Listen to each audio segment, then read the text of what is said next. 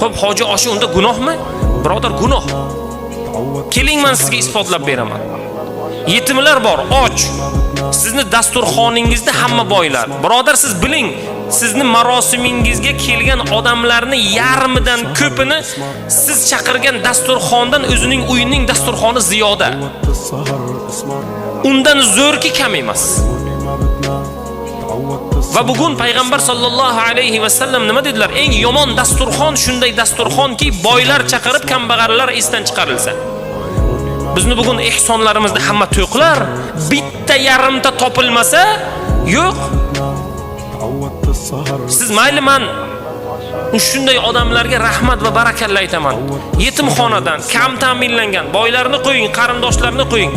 Aynan kambag'al bechoralarni chaqirib o'shalarga ziyofat bering, mashalloh, qo'lingizdan kelsa.